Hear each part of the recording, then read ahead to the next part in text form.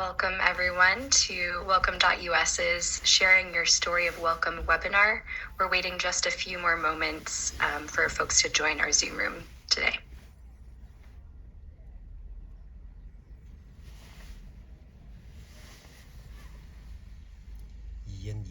他们那边有条吗？咱这么说。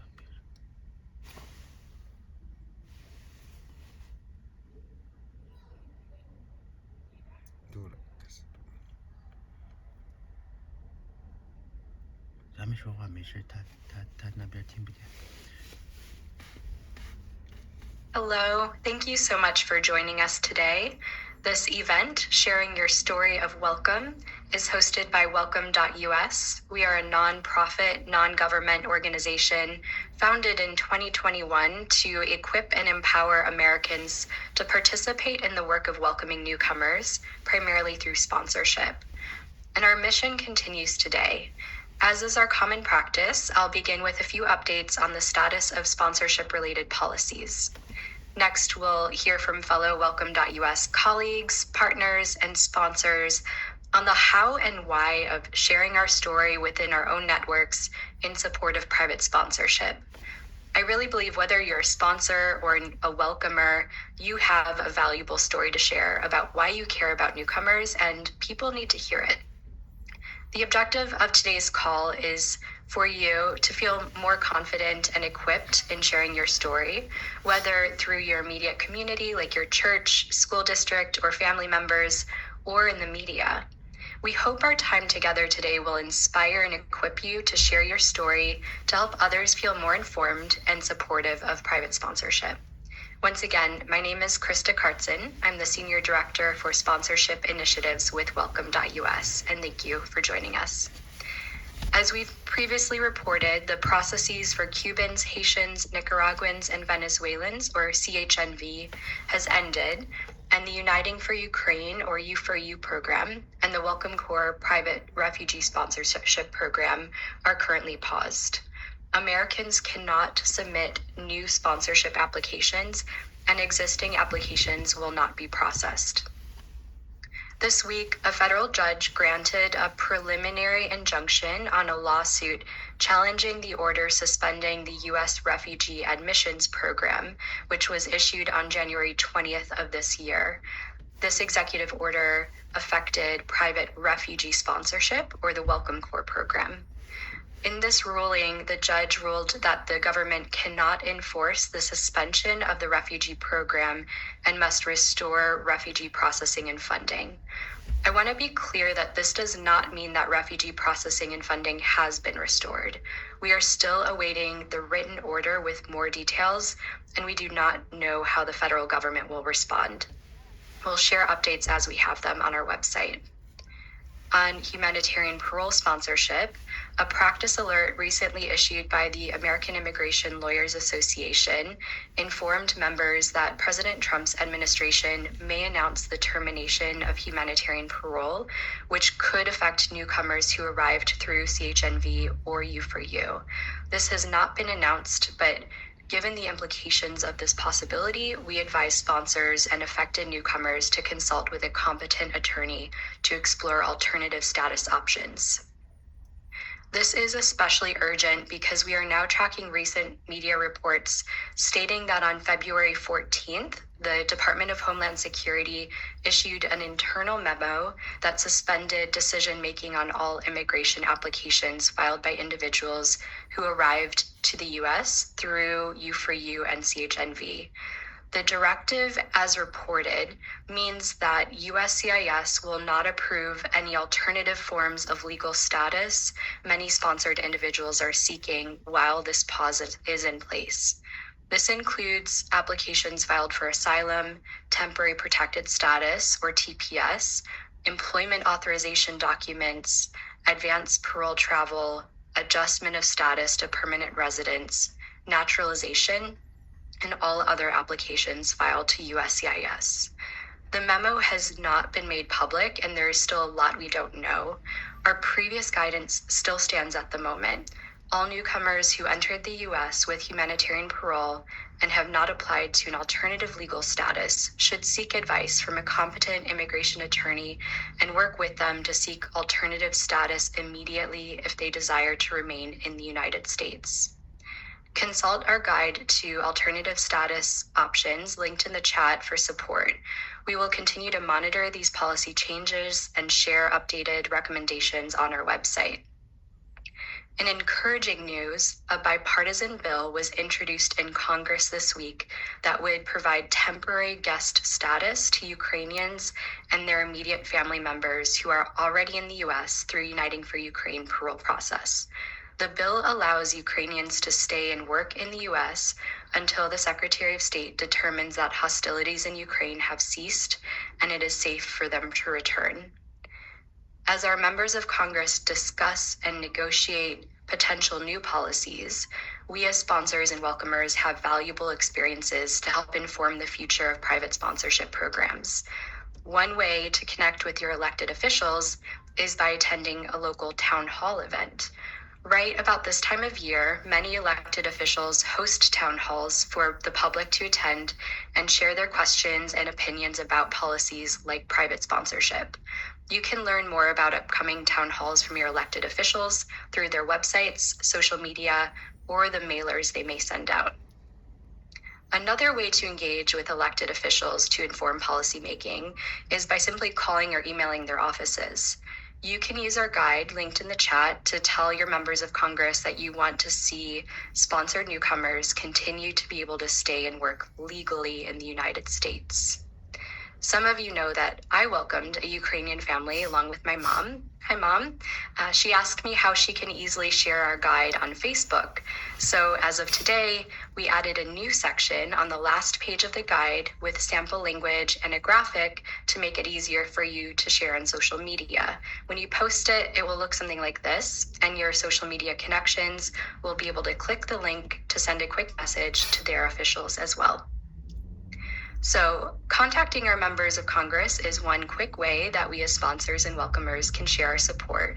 But if you have more time to spare, there are other meaningful ways to share your experience with your community, whether it's within your congregation, professional network, civic group, or with the broader public. Here to share more about why your story matters in that community context is my Welcome.us colleague, Sahar Sarshar, who leads our storytelling efforts. Sahar has produced many of the Welcome.us videos you've seen on our website and has keen insight on the impact that these stories have. Sahar, thank you for joining us today. Thanks so much for having me, Krista. As Krista mentioned, I'm Sahar. I'm executive producer of storytelling and content here at Welcome.us. Along with a dedicated team, I help share stories about welcomers like you. And I've seen firsthand how these stories have changed hearts and minds. I want you to know that your voice can make an impact. Real stories build real connections. When people hear or read your story of welcome, it helps them see the human side of the issue. It allows them to connect with a lived experience rather than a headline or secondhand information. It's about real people who others can trust with stories that touch the heart and challenge misconceptions or misinformation. At the moment, there's a lot of competing attention for our elected officials. To break through the noise, we need a lot of voices. Politicians pay attention when they see that people in their community are passionate about welcoming and sponsoring refugees. These leaders and their staff read the local paper, watch the local news, scroll through social media, and ultimately care about what you care about. Sharing your story with your friends, your networks, and the media could help keep these programs alive and thriving. Personal experiences can play a vital role in building broad support and awareness. When more people understand the realities of sponsorship, it can lead to stronger community support for refugee initiatives. There's a ripple effect, and when you tell your story, it encourages others to speak up too. Suddenly there's a wave of support that gets people talking, from neighbors to your congregations to local and national media. Your voice can even make it to Congress.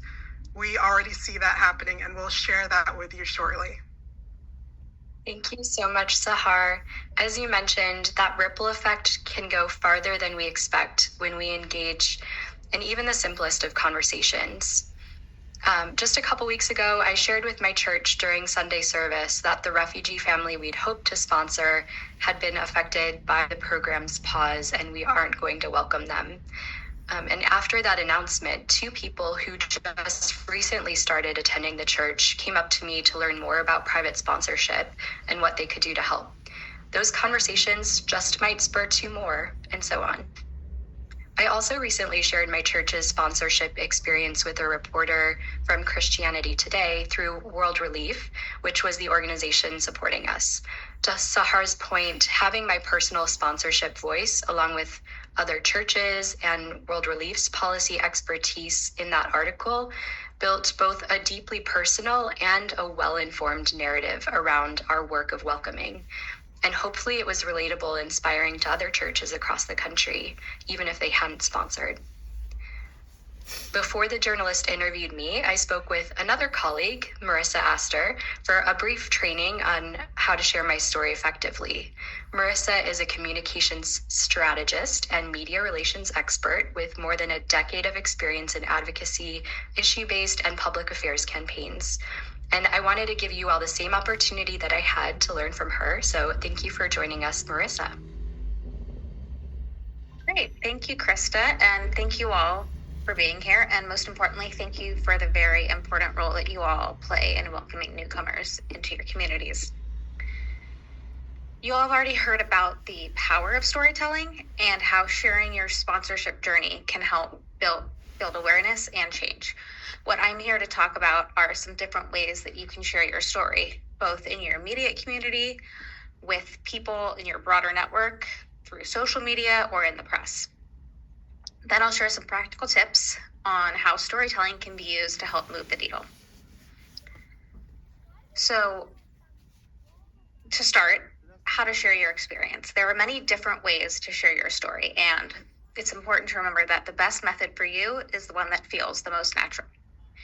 Your local community is often a great place to start, from community meetings and events, religious institutions, civic organizations, your child's school, or even an alumni group. Sometimes the most effective way to increase awareness is simply through word of mouth, because these personal conversations let you connect with people on a deeper level.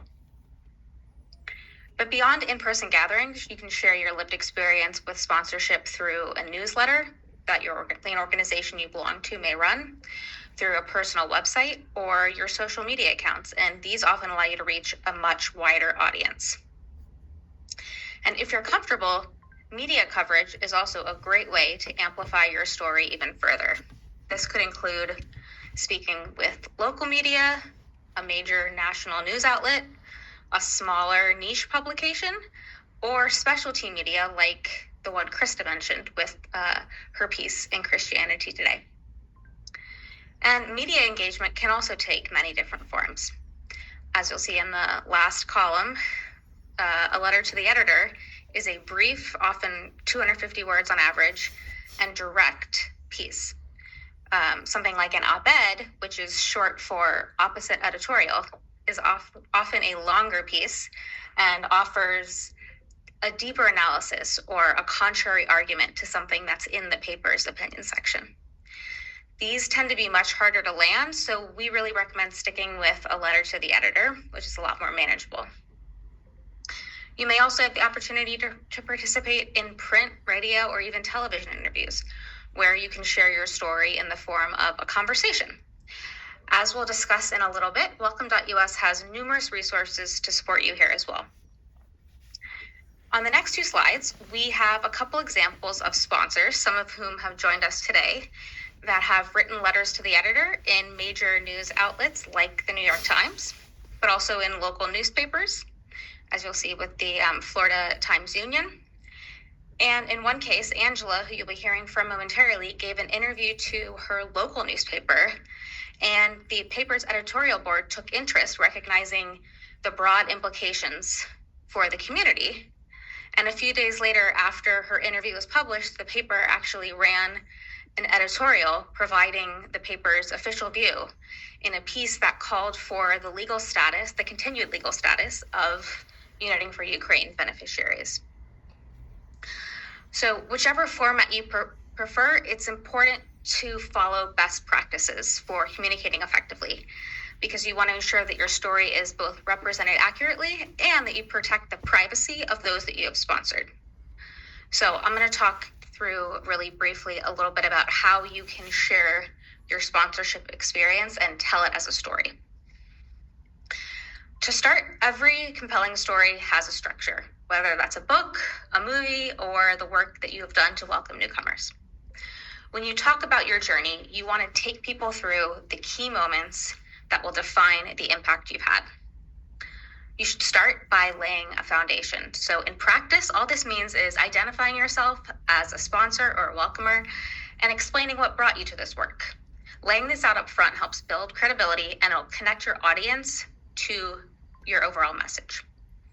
Next, you'll want to introduce your audience to the immediate problem you're working to address. So, for example, for many of you, it will be explaining that because of recent policy changes, people who arrived here legally through government-authorized pathways are now at immediate risk of losing their humanitarian parole status.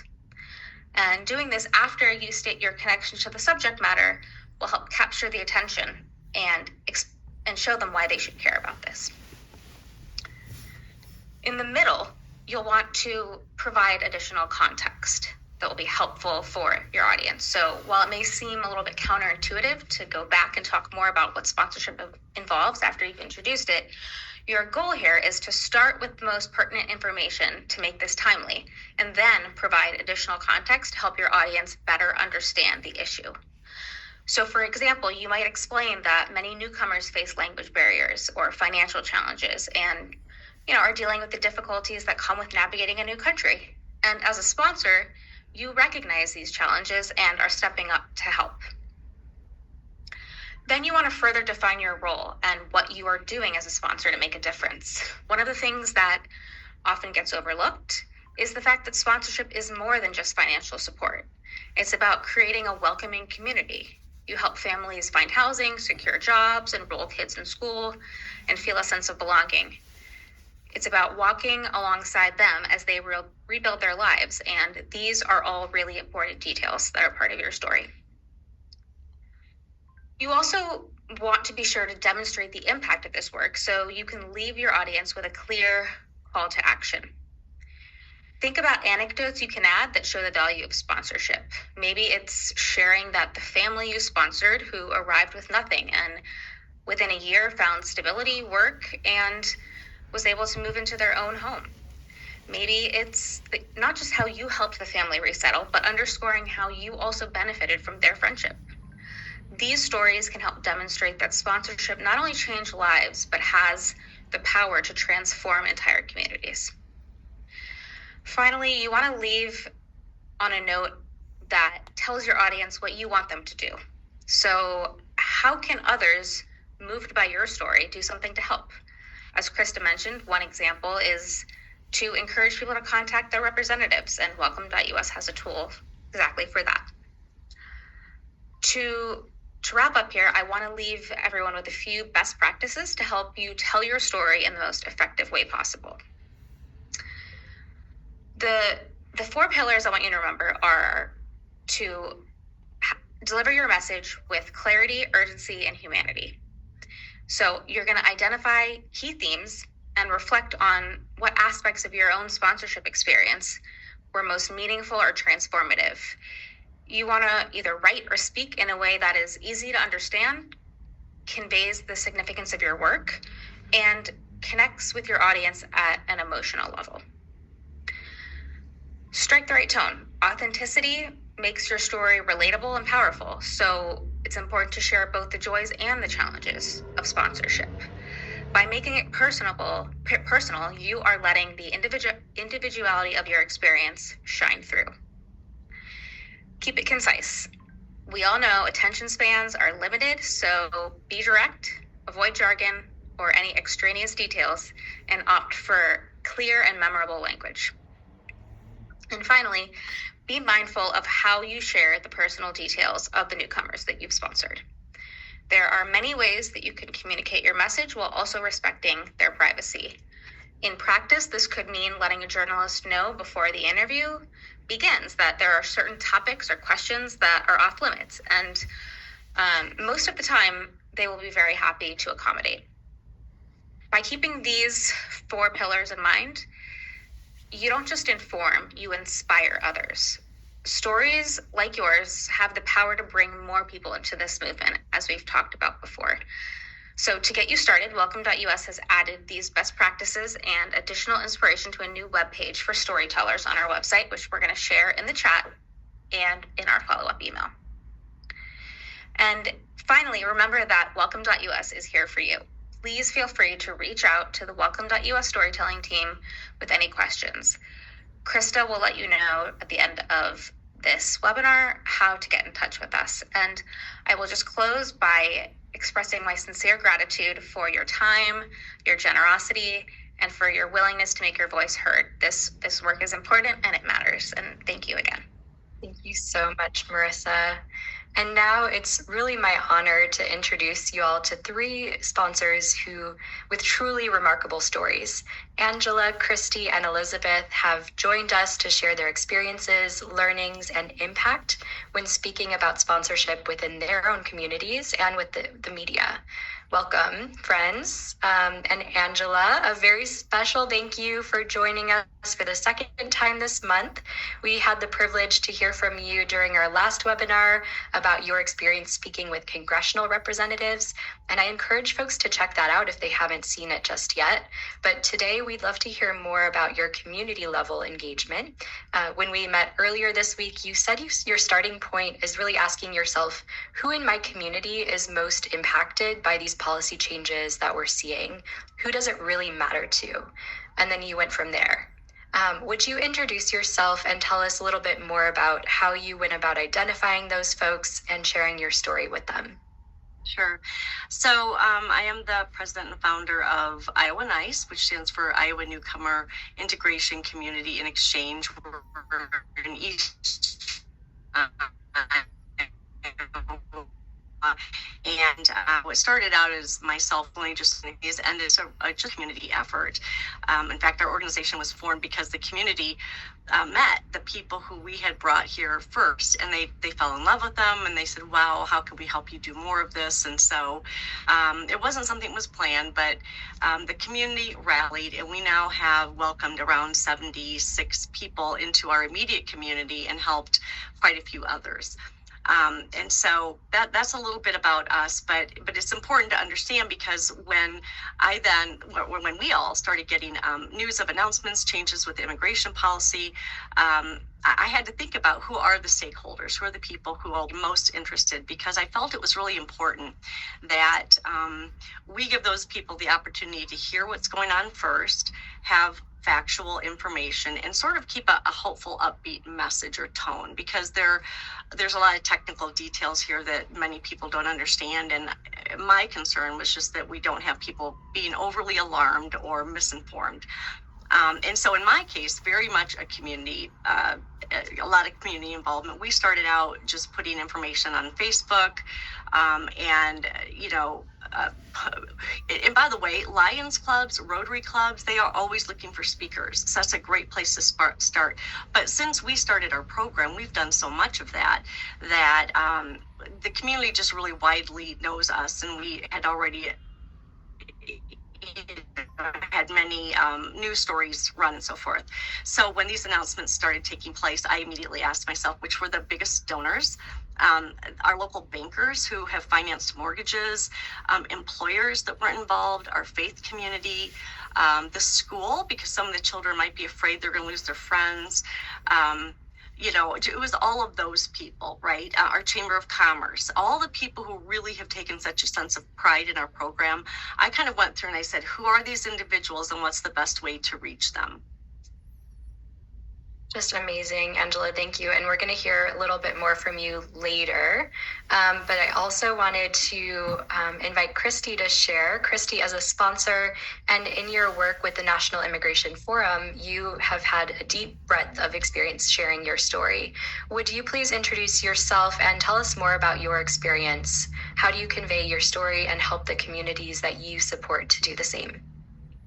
Hi, Christy Statz. I live in Northeast Ohio, and I am the Assistant Vice President of Field and Constituencies, which is a long title. But what I was thinking, actually reflecting even as we were having the training, is I'm here because of a story. So I was in full-time Christian ministry for 15 years, mostly overseas, and then in the U.S. And my entry into my family's story that I've sponsored was 10 years ago. I was working and leading my church in a national organization's refugee ministry and discovered how broken immigration was. And I discovered all these things I had no idea about my own immigration system. And then fast forward, I eventually was asking questions and telling the stories as I was learning them that everybody has. So many people don't know. And so as I was learning, I would share on Facebook, I would share with my friends, I would share with my church. I had no idea. And so where I'm at now with sponsorship was I have been working for an immigration advocacy organization, really trying to educate folks with the same things I didn't understand many years ago about immigration. And in the process of that, I met a family from Afghanistan. I was looking for stories to have journalists cover because while we partnered with Afghans for the entirety of our time there with our military, the entire time there was a program that allowed allies who became in danger out of partnership with our military to be able to have a visa to come to the U.S. There's very few visas available for anyone to come, but this is for people who are in acute danger because of their partnership with the U.S. military, and their role had been to keep our military members safe. And so I was looking for stories of people who had not had this visa processed and had been waiting for a long time. So one of the things I knew that I knew most of the public didn't know is that under 4 different presidential administrations, it didn't matter what party, there was a will, but there just wasn't the processing that made it fast enough. And in the course of getting this story done, I heard this family's story. They were in Kabul. They had already been in hiding for 2 years. And it was in the spring of 2021. And there was a bureaucratic mess with their particular situation. So I got involved. And they did not get evacuated when they should have in 2021. And so it came all the way to the point where the opportunity to privately sponsor them came up last year. My friends and I got involved. And so for me, it was hearing a story and realizing they actually really fit the visa category and there was an opportunity, but due to bureaucracy, they weren't here yet. And so I advocated for their special immigrant visa. And when that still hasn't come in, I got involved in private sponsorship. And so the way I've done it is by, telling people personally, but also writing letters in a bigger way, writing to my friends and family, educating people. And so when I told people about this family's story with their permission, people came on board really quickly to want to help sponsor them. Thank you, Christy. That resonates so much because I feel like I'm just learning every day myself. We're having these webinars and we're putting out policy notices and things like that, but I'm also learning right alongside you all. And it really, I want to just double click on the fact that we can share our story and we don't need to have all the answers. I think that I don't have all the answers and but we're still able to share what we do know and what our stories are. And so I just so appreciate that encouragement. Just to throw out there, this is what I think the compelling nature of story is. this has had nothing to do with my job. So journalists did their story and that was it. I could have walked on, but I knew there was one thing I could do, and I got involved personally on my own time. And so I think that's the thing, as we hear stories, it's like people aren't just part of, not many people work in this space, but not part of what your job is, but it's like I could get involved in this personally. And so that's how it tumbled. 100%. Thank you, Christy. I think that's a great segue back to Angela, because you've also stepped into the media spotlight to share your story. It's not always easy to open up to the public, so I'm curious, what is it like to be interviewed by local media, and what impact has it had in your community? I'm unmuted. Yeah, you can hear me? Okay. So, I think it's, when you think about doing a news interview, I think it's really scary. But I think what makes it easier, certainly in my case, is, and I think for many of us, right, if we're sponsors, is that we really do have a very personal experience that we can share. It's not as though we're giving a speech where we have to be experts in anything. I mean, these are things we know a lot about because we've been experiencing it, and we've been there, to hold the hands of our friends we welcomed here from Ukraine. And so I think it's easier to tell the story unscripted, but with keeping in mind some just basic elements that help the viewers to understand. So for me anyway, as much as I hate being on film, I really do feel it's important to get the story out there. And I don't find it hard to speak from the heart and to share with the media. And I think this is what they're looking for. They want the human side of things. They want the story that's going to touch their viewers. And it's not hard for us, right?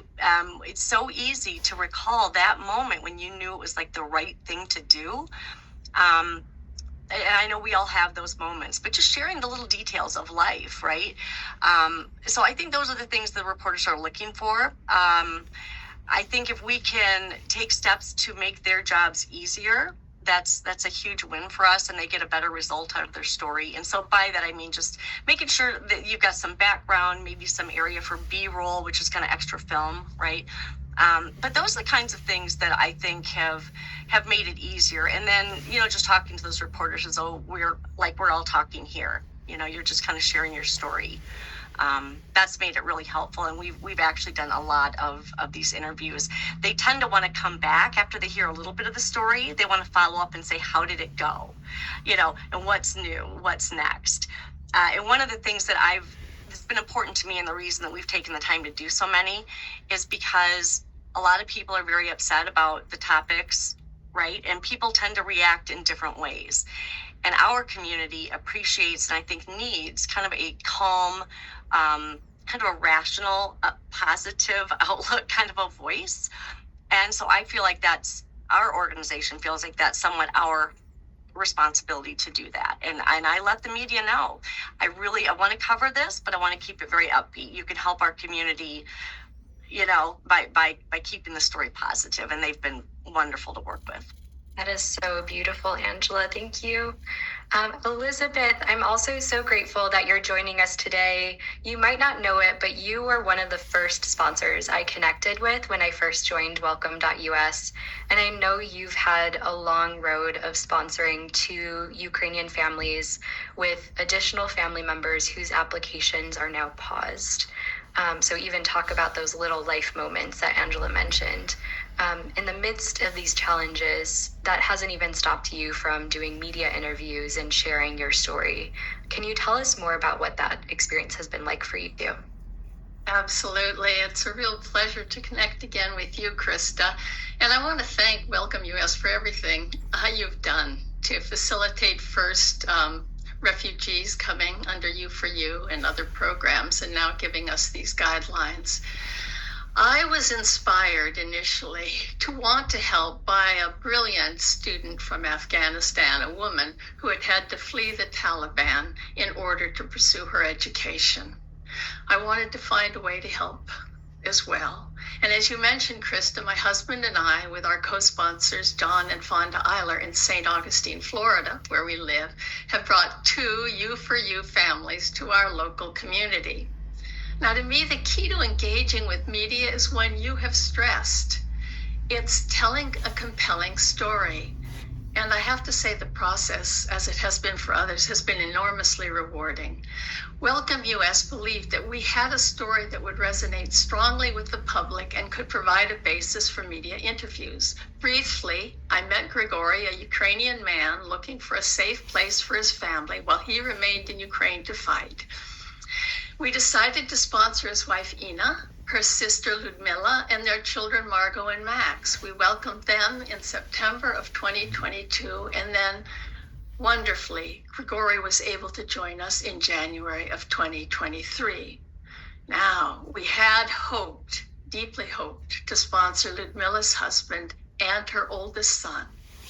But with the recent policy changes, this door to safety has officially closed, not only for this family, but for thousands of Ukrainians simply wanting to reunite with their families.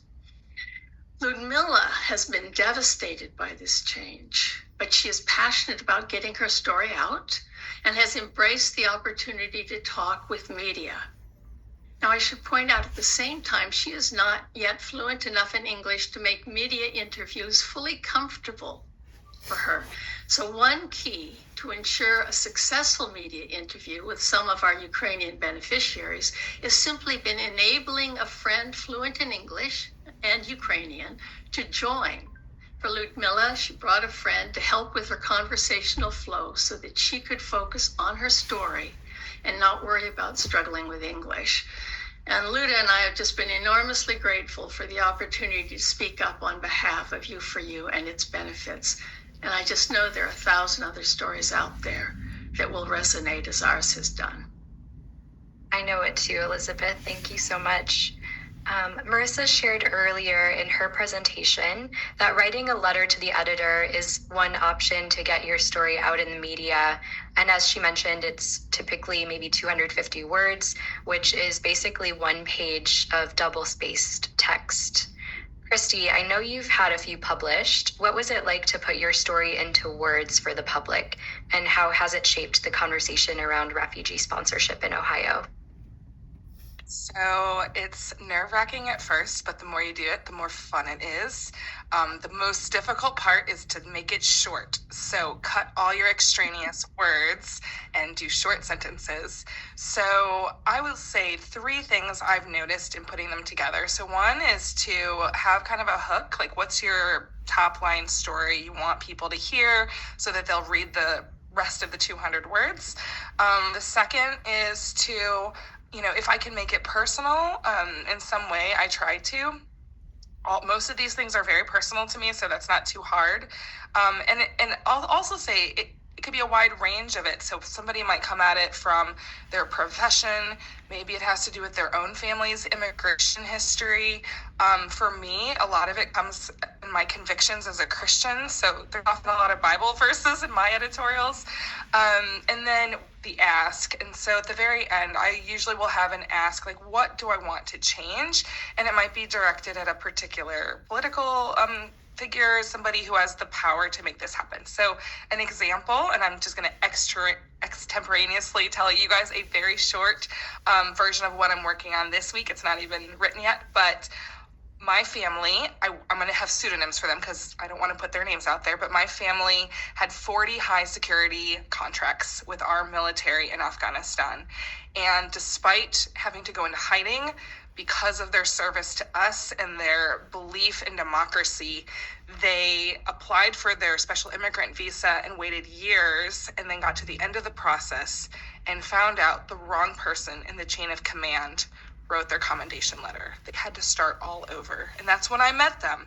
And I thought, that is so frustrating. They couldn't find the right person. And I thought, that's a Google search. So my friend in the military and I reached out to an Army sergeant. We spent a month and a half Googling, and we finally found him. We found the man's cell phone number and got in touch and told him the story. And he remembered our friend, and he said he'd write them the letter. And he did. And we got it the day before Kabul fell. It was too late, and they didn't get out during the evacuation. And so I spent the next 3 years pestering Congress, asking for them to hurry up and sorry, my words are not as good as one on paper, but to hurry up and process this family, and they still have not waited. And so a year ago, when the opportunity to privately sponsor them came up, my friends and I got together, and within about 5 weeks, we had raised all the money, completed all of the training, gone through our background checks, gone through our training, and were able to submit their applications so that they could come to the U.S. They went through more training, more background checks, through all of our different federal security agencies, and they finished everything by the end of November. And due to the recent bans on refugees and the pause of this program, our friends can no longer come to the U.S. It's a husband, a wife, and 3 children. And my request is that the administration would restart refugee resettlement so that our friends can live in freedom and have their kids go to school. So it'll be something like that, and then obviously I'd have to cut some words to make it shorter, but that's a little bit about what the process would be like. Christy, I know you're a sponsor because of your persistence. Thank you, and thank you for sharing your story. I look forward to seeing that letter to the editor soon. Elizabeth, I'd like to hear from you too. How did you go about writing your letter to the editor? I know Welcome.us supported you, and our storytelling team supported you in that.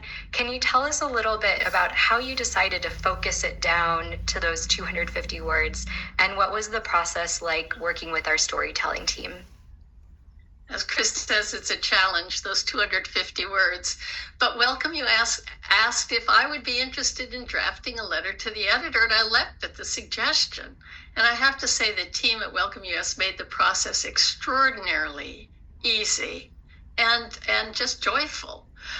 They may give help drafting and refining letters to meet that narrow publication specification in a letter to the editor. And we had our story. The affection we had developed for our Ukrainian family, their joy at finally being able to bring Ludmila's husband and older son to safety in America into the new house they had purchased, and their shattering disappointment at this legal pathway being closed. This is a powerful story because everyone knows what it feels like to have a dream and have that dream denied or destroyed. Sponsorship profoundly changes the lives of sponsors and families they welcome, as you know. And when we close the pathways, we turn away from our core values and deny ourselves the contributions these newcomers can bring. The message, of course, is we'd love to see America expand, not eliminate these programs, to hold up ideals that we always have held as a country. Oh, Elizabeth, I have chills. Thank you. Thank you for sharing. I have just one more question for each of you, and it's the same all around. We'd love to hear, maybe in a minute or less, what is one piece of advice that you have for viewers who might be interested in sharing their stories?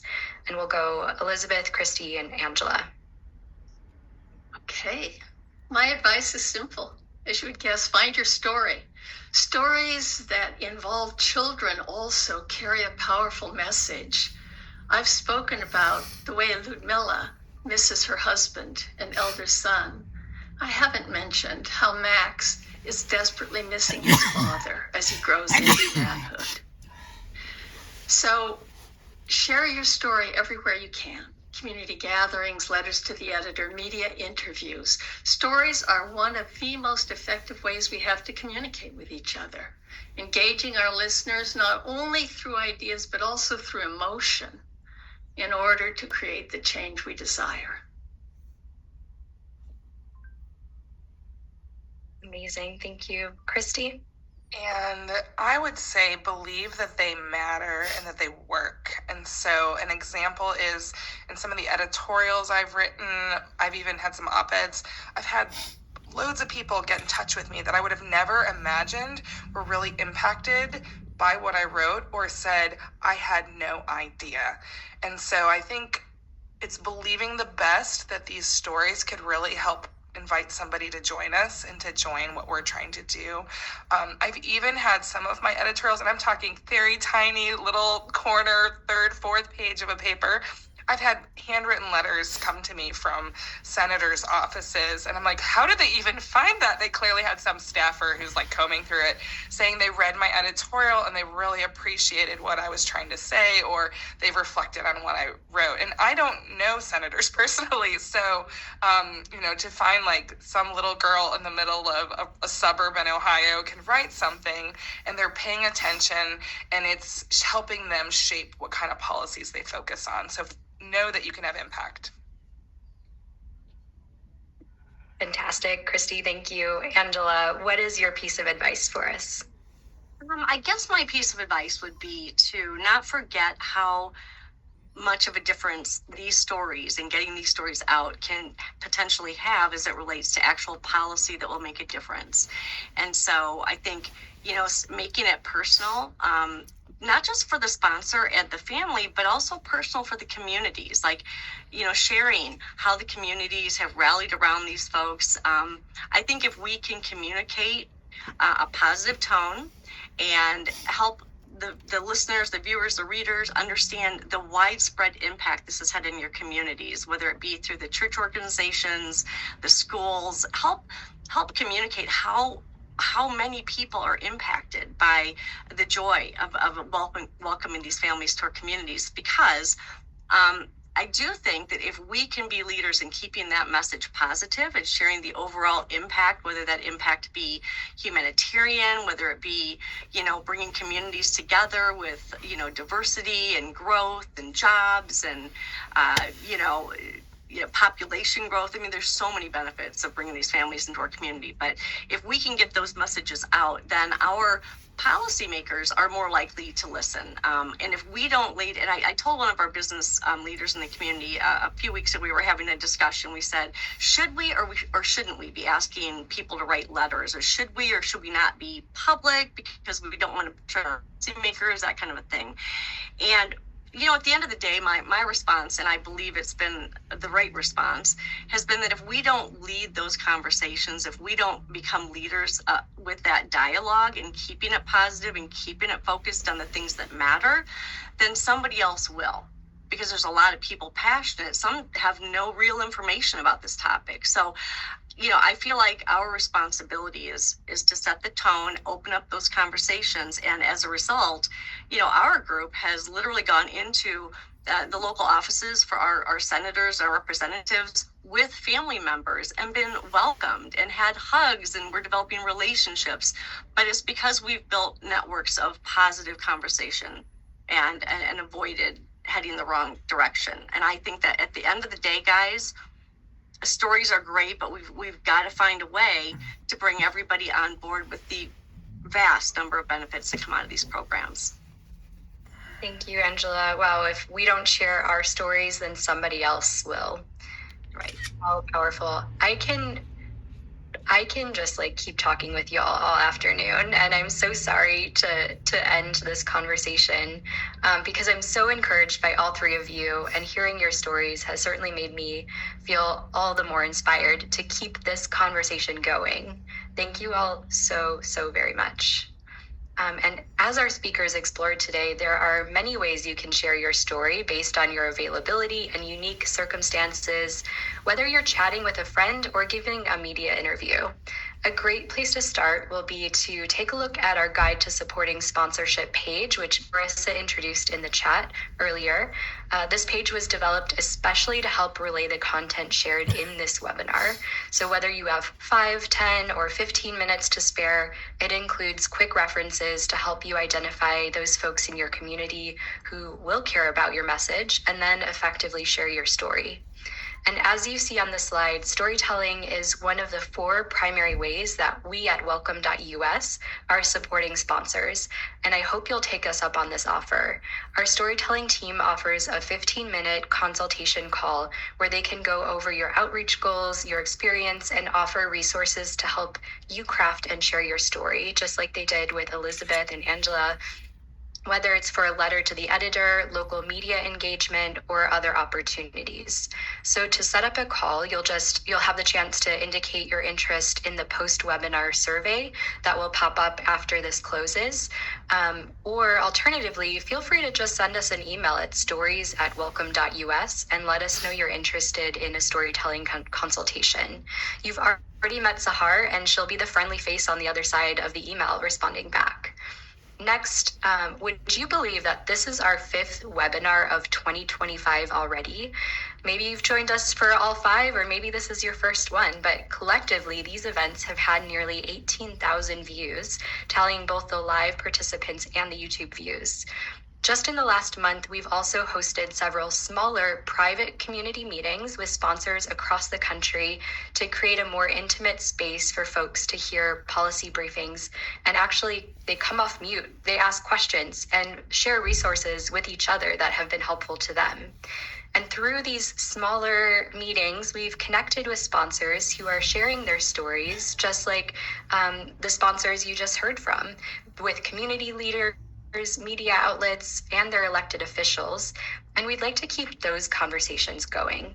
So if you're interested in connecting directly with other sponsors and welcomers in a more organized fashion, let us know. We'd love to connect with you and connect you with others in your state.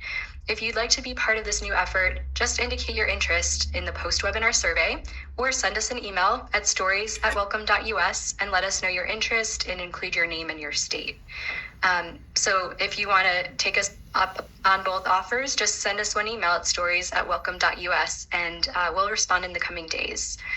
We also do value this time with you as a national community of sponsors and welcomers. So we're launching a new monthly webinar series, what we're calling Welcome.us at the Table, designed for welcomers who care about private sponsorship pathways, the newcomers we've welcomed, and the stories of welcome that unite us.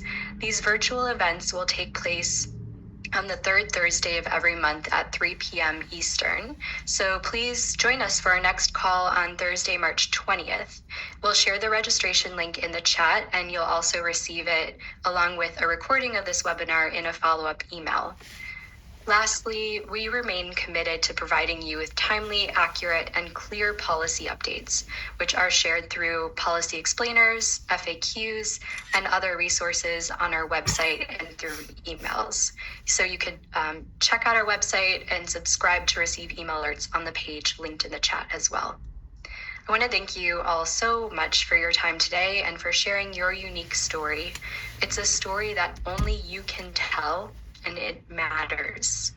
If I could just ask for one moment of your time, a survey will pop up once the session ends, and we'd really appreciate it if you could answer just a couple questions for us, especially if you want to engage with us in storytelling or to connect with other sponsors. So please, we'll just respond to that survey. We'll get back to you in the coming days. But without further ado, on behalf of all of us at welcome.us, once again, we're so grateful for you. Your compassion and dedication to supporting newcomers continues to inspire us every single day. Thank you, and be well.